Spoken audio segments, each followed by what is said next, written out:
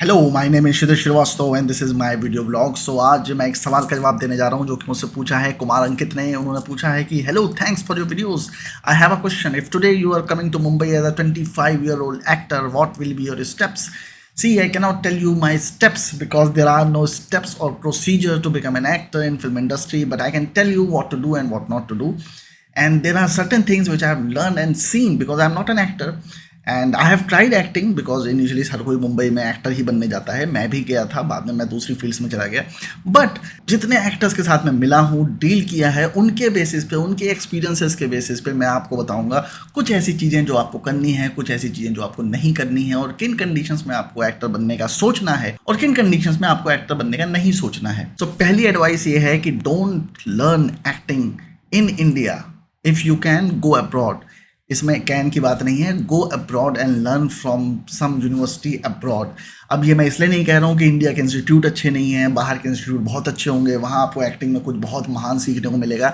ऐसा कहीं कुछ नहीं है। एक्टिंग का कहीं भी ऐसा कोई कोर्स नहीं है जहाँ पे आपको कुछ महान सीखने को मिले। हर जगह एक ही चीज़ है, आपके अंदर से कॉन्शियसनेस और हेजिटेशन निकाला जाता है एक्टिंग के नाम पे, ताकि आप कैमरे को फेस कर सकें। थिएटर में भी ऐसा कुछ सीखने को नहीं है। हज़ारों थिएटर एक्टर हैं जो अच्छे एक्टर नहीं हैं, जो अच्छा परफॉर्म नहीं कर पाते हैं। मैं आपको क्यों बोल रहा हूँ बाहर अब्रॉड से सीखने को? क्योंकि मुंबई की जो मानसिकता है वो आपको समझनी पड़ेगी। मुंबई की मानसिकता ऐसी है कि अगर कोई एक्टर बाहर से पढ़ के आता है और बोलता है कि मैं न्यूयॉर्क फिल्म अकेडमी से पढ़ के आया हूँ, या शिकागो की यूनिवर्सिटी से पढ़ के आया हूँ, मैं एक्टिंग करके आया हूँ, या फिर लंदन के राडा स्कूल से मैंने ड्रामेटिक कोर्स किया है और तब मैं पढ़ के आया हूँ, तो आपको थोड़ा सा वजन और थोड़ी सी इज्जत मिलती है, बाकी और कुछ नहीं है। ये जो डिफरेंस है लोगों के बीच में माइंडसेट में, ये मैंने बहुत ज़्यादा नोटिस किया है कि अगर आप ये भी बोलते हो मैं एनएसडी से हूँ, एफटीआई से हूँ, they don't give you that much respect. So if you need respect and want people to take you seriously, then go abroad. Even 3-4 महीने का कोर्स करके आओ। बस वो ठप्पा लगा लो कि आप यूएस गए थे या लंदन गए थे, यहाँ से कहीं यूरोपियन कंट्रीज़ में से कहीं से आप कुछ कोर्स करके आए हो और आपको तुरंत काम मिलने लग जाएगा। और मैं ऐसे करीब 10 लोगों को जानता हूँ जो सिर्फ 6-6 महीने का कोर्स करके बाहर से आए और यहाँ पर उनको काम मिलना शुरू हो गया। कमीने के एक एक्टर हैं, मैं नाम भूल गया उनका। उनको 5-6 साल इंडस्ट्री में थे, स्ट्रगल किया, उसके बाद उनको काम नहीं मिला। फिर वो लंदन गए, उन्होंने 1 साल का कोर्स किया, वो वापस आए, उनको काम मिलना शुरू हो गया। ऐसे ही 2-3 डीओपीज़ को मैं जानता हूँ जो यहाँ पे बहुत साल तक असिस्ट करते रहे, काम नहीं मिला, बाहर गए, 1 साल का कोर्स किया, वापस आए, तुरंत काम मिलना शुरू हो गया। क्योंकि अभी भी हमारी वही मानसिकता है और हम ये मानते हैं कि जो बाहर से आया है, मतलब खासतौर पर यूएस और यूरोपियन कंट्री से आया है, वो हमसे बहुत ज़्यादा सुपीरियर है।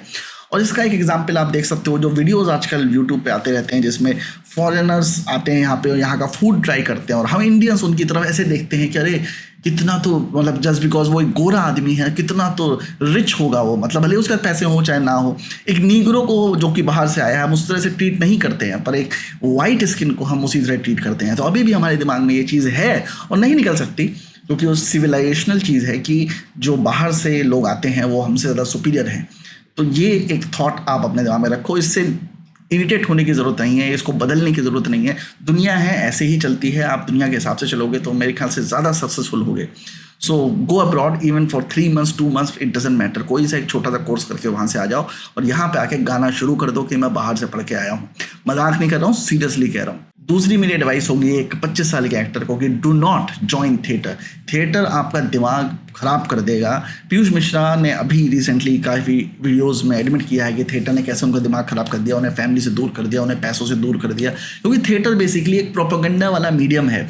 और उत्पल दत्त का अगर आप देखोगे एक वीडियो वायरल हो रहा है ट्विटर पे, जिसमें वो बताते हैं कि कैसे आर्ट जो है एक प्रोपेगेंडा का मीडियम है, और उन्होंने भी उसको एक प्रोपेगेंडा के मीडियम की तरह इस्तेमाल किया नौटंकी के थ्रू। क्योंकि कई बार बहुत सारी इन्फॉर्मेशन होती है जो आप एंटी गवर्नमेंट बोलना चाहते हो, या गवर्नमेंट के खिलाफ बोलना चाहते हो, या एक एस्टैब्लिशमेंट के खिलाफ बोलना चाहते हो, तो आप नहीं बोल पाते हो, तो आप थिएटर के थ्रू, आर्ट के थ्रू बोलते हो, जो कि उसमें रीच ज़्यादा होती है। उस मतलब लोग ईजिली इंटरेस्टेड होते हैं उसमें। अगर आप एक पैम्फलेट निकाल के बांट दोगे, अखबार में लिख दोगे, तो लोग नहीं पढ़ेंगे। पर तो आप आर्ट के ज़रिए, थिएटर के ज़रिए, नौटंकी के ज़रिए, ये सारी चीज़ें इस्तेमाल करके, फिल्मों के ज़रिए, इस सब चीज़ों का इस्तेमाल करके आप अपने आइडियाज़ को लोगों तक कन्वे करते हो। लोग उससे ज़्यादा इन्फ्लुएंस होते हैं। इसीलिए आर्ट के ऊपर बहुत ज़्यादा कम्युनिस्टों का सोशलिज्म का बहुत ज़्यादा इम्पैक्ट रहा है। कैपिटलिस्ट इन सब चीज़ों में नहीं पढ़ते थे, जिसकी वजह से तो आप देखेंगे कि जो लोग रिच हैं वो बहुत ज़्यादा फिल्म लाइन में नहीं है, और जो फिल्म लाइन में रिच लोग हैं वो बहुत ज़्यादा आर्ट का ध्यान नहीं देते हैं। आप लोग सोचते हो ना कि करण जौहर को आर्ट से मतलब नहीं है, सलमान खान को आर्ट से मतलब नहीं है, लोग आर्टफुल फिल्म नहीं बनाते हैं, आर्ट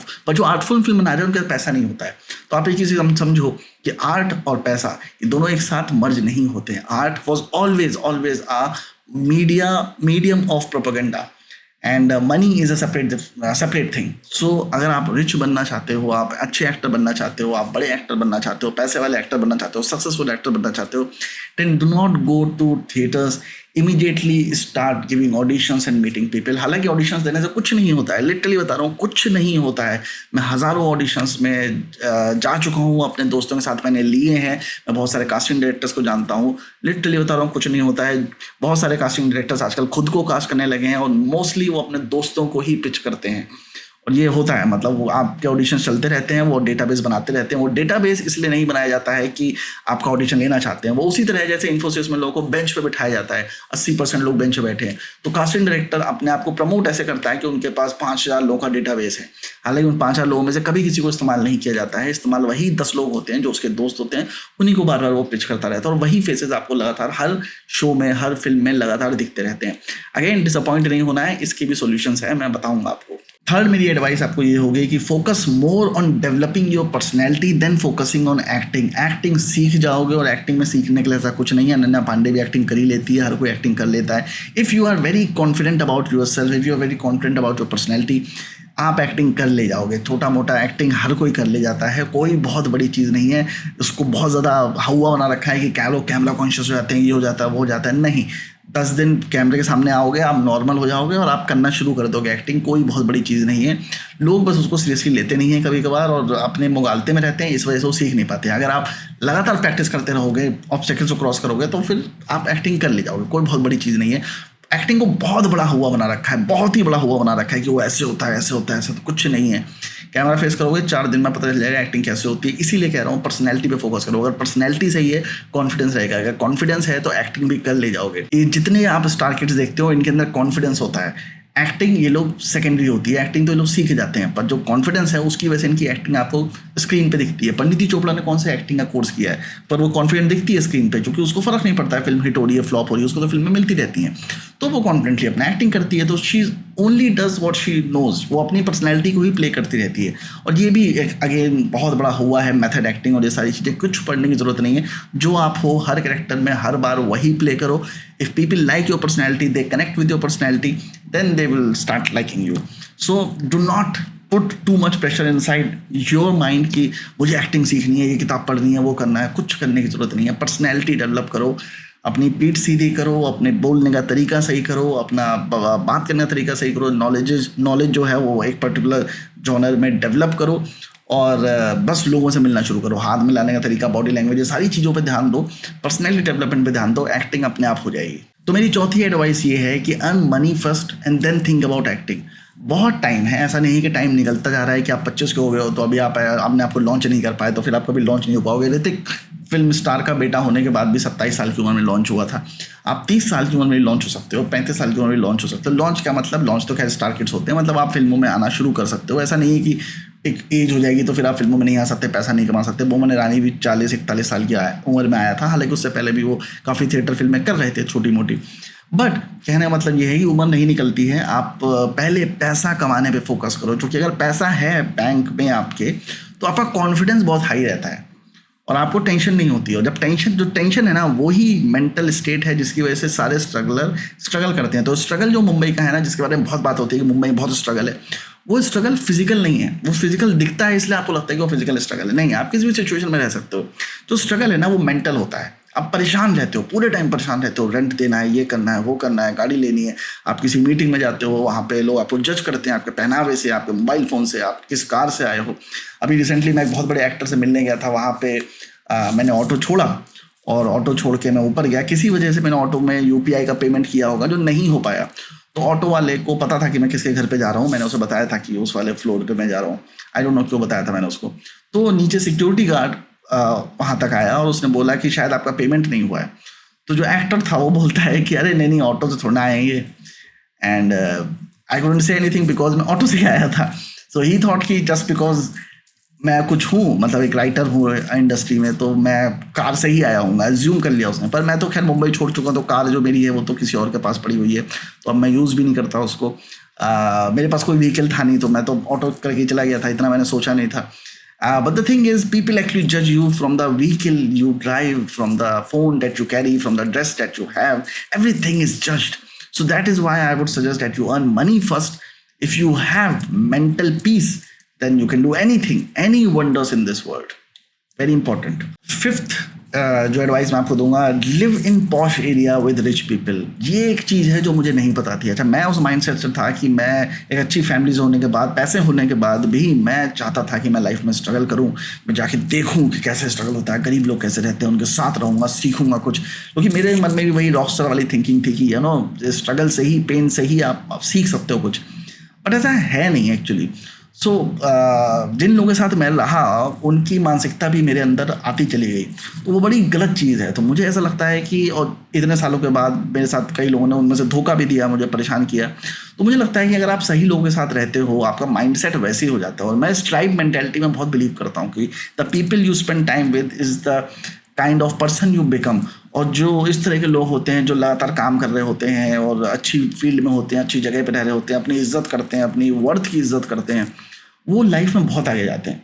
तो जो लो स्टेटा के लोग हैं, लो सोसाइटी के लोग हैं, वो अपनी इज्जत नहीं करते बिल्कुल भी. और दूसरी बात है कि वो आगे बहुत ज़्यादा जाने की सोचते नहीं हैं, तो उनकी सोच बहुत छोटी होती है. और अगर आप उनके साथ रहोगे तो आपकी सोच भी छोटी हो जाएगी. क्योंकि अगर आप अच्छे घर से हो, बड़े घर से हो, तो एक मेजर प्रॉब्लम ये होती है कि आपको लगता है कि आप तो बड़े महान हो, आप तो इन सबसे बहुत बेटर हो, तो आप हमेशा एक कंफर्ट जोन में चले जाते हो. जैसे मैं चला गया था, मैंने कहा यार इन सब से तो मैं बेटर ही हूँ, तो वो एक एरोगेंस आ गया था मेरे अंदर कि अरे यार इन सब से तो मैं बेटर ही लाइफ जी रहा हूँ. सो वो एक गलत चीज़ है. तो आपके अंदर कंपटीशन खत्म हो जाता है, तो वो कंपटीशन की भावना हमेशा रहनी चाहिए. That is why you should live with people who are better than you, be in society which is better for you, clean society, and society where people are actually working in the industry in which you want to work. अगर आप software industry में हो तो उसी society में रहो जहाँ पे सॉफ्टवेयर इंडस्ट्री के लोग रहते हैं, so that you can keep in touch with all the things and you develop the same mindset that all these people have. Otherwise आप लिटरली कंफ्यूज रहोगे हर वक्त. So this is one of my basic advice. तो बैंड्रा में रहो, वर्सोवा में रहो, खार में रहो, पर कभी भी छोटे छोटे जगहों पे मत रहना. ये गलती मैंने करी है और मैंने बहुत भुगता भी है उसके चक्कर में. सिक्स्थ एडवाइस मेरी ये होगी कि rather than focusing on acting, जैसा कि मैंने पहले भी बताया है कि एक्टिंग में फोकस बिल्कुल मत करो, focus more on socialising. It does not matter how much you know, what talent you have, what matters is that how much you socialise. अच्छा, सुनने में सारी चीज़ें वही लग जाएंगी कि यार ये आदमी जो है वो मतलब फ्रस्ट्रेट हो गया है, तो ऐसी ऐसी बातें बता रहा है, या एक्टिंग मैटर नहीं करती. पर क्या होगा कि अभी तुम मेरी बातों को मानोगे नहीं, और उसके बाद कुछ टाइम के बाद कुछ समय निकलेगा, उसके बाद तुम एक्टिंग पे फोकस करते रहोगे, और तुम फोकस करते रहोगे, तुम सोचोगे कि शायद कोई एक ऐसा दिन होगा जब कोई मेरी एक्टिंग देखेगा और बोलेगा कि ओ हो यही एक्टर तो मुझे अपनी फिल्म के लिए चाहिए था. And then they will start giving you roles. But that is never going to happen. That has never happened in my 10 years of living in film industry. कभी ऐसा नहीं हुआ कि किसी का एक्टिंग का टैलेंट देख के उसको काम दिया हो. इवन मैंने भी बहुत सारे लोगों की बहुत अच्छे अच्छे परफॉर्मेंसेस देखी हैं, तो उसके बाद भी मैंने कभी उनको काम ऑफर नहीं किया, या मेरे आसपास के किसी आदमी ने भी उन्हें काम ऑफर नहीं किया. तारीफ की और तारीफ करके निकल गए. So the thing is, you give jobs to people you know and you are comfortable with.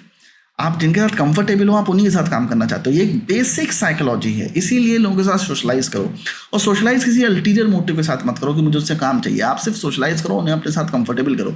अगर वो आपके साथ कंफर्टेबल है, उनको आपके साथ मजा आता है, then they want to spend more time with you. And if they want to spend more time with you, then they will recommend you to multiple places so that they can gain favors from you. So that you will say, यार भाई तुम बहुत अच्छे हो यार, चल शाम को बियर मारते हैं, ये करते हैं, वो करते हैं. तो basically they want to spend time with you, and for that they will do things for you. So socialize more. Be attractive personality. Be a very attractive personality. Be a very confident person. Be a person who illuminates the party. और वो जो बंदा है, जो अगर ऐसा आप बन जाते हो, तो आप सोचो आपको हर जगह काम मिलेगा. शाहरुख खान के बारे में यही कहते हैं ना, जिस पार्टी में जाता है वहाँ पे जान बन जाता है, सबसे बात करता है, सोशलाइज करता है. एक्टिंग के मामले में अगर आप किसी भी थिएटर आर्टिस्ट से पूछोगे, Shahrukh Khan is not a very great actor. उससे हज़ारों गुना अच्छे एक्टर पूरे भारत में पड़े हुए हैं, पर उससे वो मैटर ही नहीं करता ना. मैटर ये करता है कि या तो आप सोशलाइज अच्छा करते हो, या तो आप रिच बहुत हो. अगर रिच बहुत हो तो लोग आपको वैसे ही आपसे फेवर चाहेंगे, या आप अपनी खुद की फिल्म प्रोड्यूस कर सकते हो. पर अगर नहीं है, then learn to socialise, learn to develop your personality. Again very important. Personality develop करो। ज़्यादातर लड़के जो मुझे फ़ोन करते हैं, काम दिला दीजिए सर, ये हो रहा है, फ्रस्ट्रेट हो रहे हैं, परेशान हो रहे हैं। See, there's a problem with the personality, and a very important trait of a good personality is a positive thinking. Tom cruise के इंटरव्यू देखो आप, जितने भी लोग टॉम क्रूज के बारे में बातें करते हैं वो एक चीज़ ज़रूर बोलते हैं कि Tom cruise has a very very very positive personality. Positive personality develop करो, कितनी भी गंदी सिचुएशन हो, always always be positive. That is one great personality trait that everyone likes. So that is why this video that I'm making, I'm not trying to demotivate you. This is a very positive video. Why this is positive video? Because I'm telling you the tips and tricks that I have learned in the film industry. And मेरे साथ ऐसा बहुत सारे लोगों को मैं ये सब चीज़ें बताना चाहता था, पर कोई लोग अपना दिमाग बंद करके बैठते हैं कि नहीं, हम नहीं जानना चाहते, हम यही फॉलो करेंगे जो हम जानना चाहते हैं। मेरी थिंकिंग ओवर द टाइम बहुत इवॉल्व हुई है। मैं पहले वैसे ही सोचता था जैसे शायद आज आप सोच रहे होंगे, पर ओवर द टाइम मुझे समझ में आया कि ओहो, I have to figure out how things work rather than how I believe things should work. There's a difference कि मैं कैसे चाहता हूँ चीज़ें वर्क करें और मुझे कैसे बताया जाता है और कैसे चीज़ें वर्क करती हैं। तो जब आप ग्राउंड पे जाते हो तो ग्राउंड रियलिटी कुछ और होती है, तो पर आप उससे इरिटेट नहीं होते हो। आप देखते हो कि अच्छा ये रूल्स हैं गेम के, let me play the game by those rules and let me get successful. I don't care कि वो रूल्स क्या हैं, मुझे सिर्फ ये फ़र्क पड़ना चाहिए कि मुझे अपने लक्ष्य तक, अपने गोल तक पहुंचना है, और अगर ये रूल्स मुझे अपने लक्ष्य तक, अपने गोल्स तक पहुंचाएंगे तो मैं रूल्स पे चलना शुरू करूंगा। Very important. 7th इंपॉर्टेंट आपको पॉइंट बताना चाहूँगा कि never ever ever ever sit with strugglers, theatre people और द कश्यप ग्रुप। तो कश्यप ग्रुप कौन सा ग्रुप है? ये कश्यप ग्रुप है तुंगमांशु धुलिया ग्रुप, ये कश्यप ग्रुप है हंसल मेहता ग्रुप। ये सारे वो ग्रुप हैं जो लेफ्टिस्ट हैं और ये हमेशा निगेटिव बातें करते रहते हैं। आप इनके इंटरव्यूज देखो, they are always criticising film industry, they are always being negative about the situation, negative about the country, negative about the audience. इनको लगता है ऑडियंस इनको समझ नहीं पा रही है, they are ahead of the time. ये किसी क्रिटिक ने एक लाइन निकाल दी है, the movie was ahead of its time, the idea was ahead of its time, it's a futuristic idea. और ये इसको पकड़ के बैठ गए कि इनकी अगर फिल्में नहीं चलती हैं तो ये ब्लेम सारा ऑडियंस के ऊपर डाल देते हैं कि भैया ऑडियंस को मेरी पिक्चर समझ में नहीं आई, पिक्चर तो मैंने बहुत ही कमाल की बनाई है। They never look at their own self कि हमने गलती क्या करी, और ये अपने में ही एक इंटेलेक्चुअल जोन बना के पड़े रहते हैं जिसमें ये मान चुके हैं कि हम बहुत महान आदमी हैं, जैसे कि मैं भी मानता था अपने बारे में।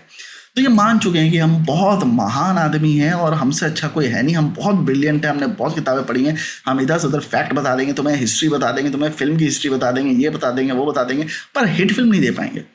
तो ये वो नेगेटिव दुनिया है जिनके पास पैसे नहीं हैं पर बकचोदियाँ बहुत हैं, और ऐसे बहुत सारे बकचोदों से मैं मिला हूँ, क्योंकि मैं भी उसी जोन का व्यक्ति था, मैं भी उसी दुनिया में जाना चाहता था, मैं भी इन्हीं लोगों से मिलना चाहता था। और मेरे जो आइडल थे वो यही थे, आदित्य चोपड़ा, करण जौहर नहीं थे, ये लोग थे। तो जब मैं इनसे मिला और जितना ज़्यादा इन लोगों से मिला उतना ज़्यादा मेरे जो बिलीव्स थी वो शैटर होने लगी। मतलब कि यार मैं किन लोगों से मिल रहा हूँ, क्या सोच है इनकी, किस बात का एरोगेंस है इनके अंदर, किस बात पे ये लोग ये मान के बैठे हैं, क्यों इन्होंने अपने आप को सर्टिफिकेशन दे दिया है कि हम बहुत इंटेलिजेंट हैं, हमसे ज़्यादा तुगलम खां कोई नहीं है, हम जो बोल देते हैं वो सही है, हम जो करते हैं वो एकदम सही है, और हम ही पूरी इंडस्ट्री को चला रहे हैं, और हम ही वो फ्लैग बेरर हैं जो राइट हैं, हम ही सही हैं। मतलब इन्होंने अपने से मान लिया कि हम सही हैं। ये सेम चीज़ आप पॉलिटिक्स में देखोगे और ये सेम चीज़ आप फिल्म इंडस्ट्री में देखोगे। कुछ लोग ऐसे हैं जिन्होंने मान लिया कि हम सही हैं। करण जौहर को आप कितनी गाली दो, पर वो एक आदमी इस मामले बहुत अच्छा है कि जब उसने एनिमल देखी तो उसने उसकी तारीफ की। बाकी लोग अंडे को बकवास कर रहे कि ये मिसोगिनिस्टिक है, ये बहुत ही हिंसक पिक्चर है, ये है वो है, उसने तारीफ करी उस पिक्चर की क्योंकि पिक्चर हिट थी। वो ये जानना चाहता है कि अगर पिक्चर हिट हो रही है तो पिक्चर क्यों हिट हो रही है। He is a true businessman, he is a better artist than all of these people combined. I love Karan Johar, I sincerely love Karan Johar and his attitude. जो भी वो अपने थिएटिक्स करता हो, कुछ भी करता हो, मेरे को बंदा बहुत अच्छा लगता है। कोई कुछ भी कहे, मुझे बंदा बहुत अच्छा लगता है। वो गे वे वाली चीज़ें हटा दो, मुझे उससे मतलब नहीं है। He loves quality life, he loves making good quality films, he loves spending money, he loves doing all these things and actually accepting if a film is good even though it is not something which he believes in. He is ready to change his opinion. That is a sign of a great human being. तो मुझे करण जौहर बहुत अच्छा लगता है। सो ये मेरा personal है, अब आपको अच्छा लगे ना लगे वो आपके ऊपर है। But I would highly suggest कि अगर आप एक्टर बनना चाहते हो मुंबई में तो सबसे पहले अपना माइंडसेट चेंज करो और करण जौहर, आदित्य चोपड़ा जैसे लोगों को एडमायर करना शुरू करो। क्योंकि अगर आप उसी जगह पे एक सुपरस्टार बनने का सपना भी रखते हो पर सुपरस्टार जो हैं उन्हीं से नफरत करते हो तो आप कैसे बनोगे। मतलब जिस चीज़ को आप बनना चाहते हो उसी चीज़ से आपको नफरत है तो वो कॉन्ट्रडिक्शन हो जाएगा वहाँ पे। तो आप वही रह जाओगे जो आपके डीप थॉट में है। तो पैसा तो आप चाहते हो, सुपरस्टार बनना चाहते हो, पर अपनी शर्तों बनना चाहते हो, ये नहीं होगा। जो गोल है, शर्त उसी के हिसाब से होंगी, रूल्स उसी के हिसाब से होंगे, उन्हीं को फॉलो करो, तभी आप सक्सेसफुल हो पाओगे। ठीक है। 8th रूल, जो मैं इतने सारे रूल्स में एलेबोरेट कर रहा हूँ, और ये दिमाग के अंदर डाल लो कि film is a business and you are as good as you are sold. So अगर आपको फिल्म स्टार बनना है तो अभी तो बहुत ईजी है। मेरे टाइम में उतना इजी नहीं था क्योंकि सोशल मीडिया उतना प्रिविलेंट नहीं था, पर अभी तो आप सोशल मीडिया अपना चलाना ऐसा शुरू करो कि भाई साहब आप ब्रांड बन जाओ। अभी तो मतलब मैंने आज देखा कि वो बादशाह और मुनव्वर फारूकी कहीं तो स्टेडियम में बैठे क्रिकेट पे कमेंट्री कर रहे थे। If you are popular, it doesn't matter कि आपको टैलेंट है कि नहीं है उस पर्टिकुलर फील्ड का, आपको वहाँ बैठा दिया जाएगा। Because everything comes down to advertising. Advertising is one of the biggest thing in this world, biggest business in this world. Every money comes from advertising. आपने प्रोडक्ट बनाया, you have to advertise, and everything runs around advertising. तो अगर आप public ला सकते हो, public का ध्यान आकर्षित कर सकते हो, that is one of the things जिस पे दुनिया भर के बिजनेस स्कूल्स बने हुए हैं। बिजनेस स्कूल्स का पर्पस क्या है? यही तो बताना है कि आप, अगर आप कोर आइडिया देखो किसी भी बिजनेस स्कूल का, तो वो यही बताना चाहते हैं भाई कि किसी का पब्लिक का आइडिया कैसे अपनी तरफ अट्रैक्ट करो ताकि तुम एक प्रोडक्ट को सेल कर सको। सारा घूम फिर के मुद्दा इसी चीज का है, that you need people's attention. ये बिजनेस हो, फिल्म हो, प्रोडक्ट हो, कुछ भी हो, यूट्यूब हो, वेबसाइट डेवलपमेंट हो, कंटेंट डेवलपमेंट हो, कहीं कुछ भी चले जाओ तुम, any field you go, it's all comes down to basic advertising and attracting and gaining the attention of the people so that they buy your product. Simple as that. So you have to be that attractive. You have to be a product that can be sold and that can be viewed by people, that can bring the people to the theater and pay the money for it. So for that you have to develop a very interesting personality. Focus again on personality, because कैमरे के सामने तो कुछ time के रहोगे भाई, कैमरे के पीछे पूरे टाइम लोगों से मिलते रहोगे, और अगर तुम्हारी पर्सनैलिटी अच्छी नहीं है, people will stop meeting you. A good personality can also be seen on screen. कैमरे पे वही तो दिखेगा जो आप हो। तो if you have a good personality, it will be seen on screen, and what will happen is that people will also develop a liking towards you. So charm develop करो भाई अपने अंदर, चार्म, अल्फा मेल बनो, charm develop करो, more important than anything else. जो बाकी लोग जो कर रहे हैं उन्हें करने दो। If you really want to become a superstar and want to become successful in film industry, study Shah Rukh Khan, study all these Tom Cruise, study Jack Nicholson. What's the charm that they have, the way they speak, the way they dress up, the way they do all these things, very interesting. 9th advice मैं आपको देना चाहूँगा कि never ever admire flop actors and flop films. ये बहुत बड़ी गंदी बीमारी है जो लोगों के साथ है कि कोई फिल्म फ्लॉप हुई तो वो दूसरे को दिखाने के लिए और अपने आप को बड़ा इंटेलेक्चुअल साबित करने के लिए, अगेन वही इंटेलेक्चुअलिज्म का कीड़ा कि ये फिल्म मुझे बड़ी अच्छी लगी यार। सब लोग कहते हैं अरे एक तो फिल्म फ्लॉप हुई, हमने तो देखी नहीं है, पिक्चर उतनी अच्छी नहीं थी, स्लो थी, ये थी, नहीं यार मुझे बहुत अच्छी लगी। इवन आपको भी नहीं अच्छी लगी, पर आप ये कहना चाहते हो बिकॉज यू फील दैट कि मैं सोसाइटी से अलग हूँ, मैं आम लोगों से अलग हूँ। ये जो अलग होने की फीलिंग है आम लोगों से, ये आपको बर्बाद करती है। You don't have to say it. If you like a film, say it genuinely. And do not admire flop actors and flop films. Again, contradiction है वहाँ पे। आप बनना सक्सेसफुल चाहते हो पर आप admire उस चीज़ को कर रहे हो जो flop है। कैसे दोनों चीज़ें मैच करेंगी, खुद सोचो। So even if you don't like, admire hit films, blockbuster films and hit actors. Even initially आपको पसंद नहीं आता। वैसे KGF है, KGF मैंने पहली बार देखी, मुझे बिल्कुल पसंद नहीं आई। बहुत तेज फास्ट कट थे, म्यूजिक वीडियो टाइप का था, पर क्योंकि लोगों को पसंद थी वो पिक्चर, मैंने उस पिक्चर को करीब 100 बार देखा, हर एक एंगल से देखा, म्यूजिक बंद करके देखा, विजुअल्स बंद करके सिर्फ म्यूजिक सुना उसका, और पीछे जो डायलॉग वायलॉग है मतलब बंद कर देता, 3 घंटा में सिर्फ सुनता रहा, just to understand what made people like that film. और उसके बाद वो पिक्चर मुझे भी अच्छी लगने लग गई। सो क्या है कि आपका सिर्फ माइंडसेट का प्रॉब्लम है। आपको समझना पड़ेगा कि अगर कोई चीज़ मार्केट में वर्क कर रही है तो वो कैसे वर्क कर रही है। मेरा mindset over the time change हुआ, खासतौर पर पिछले 4-5 सालों में चेंज हुआ, जब मैंने अपना पूरा फोकस कमर्शियल फिल्म्स की तरफ कर दिया कि कमर्शियल फिल्म्स कैसे बनती हैं और कैसे फिल्म को हिट कराया जाता है, वो उस पर फोकस करूंगा rather than making a good film. I don't care about making a good film. And again what is a good film? Critics he basis है ना, कि क्रिटिक्स ने बोल दिया वो अच्छी फिल्म है, रेटिंग मिल गई, डजंट मैटर। रेटिंग मैटर नहीं करती, क्रिटिक्स के वर्ड्स मैटर नहीं करते। क्रिटिक्स तो कौन है? वो लौंडे हैं जो भाई साहब कुछ भी लिखने लग गए हैं अखबार में। किसी के पास कोई स्टडीज़ का वो नहीं है कि उन्होंने कहीं से कोई डिग्री ली हुई है, जो कोई डिग्री होती नहीं है फिल्म क्रिटिक्स की।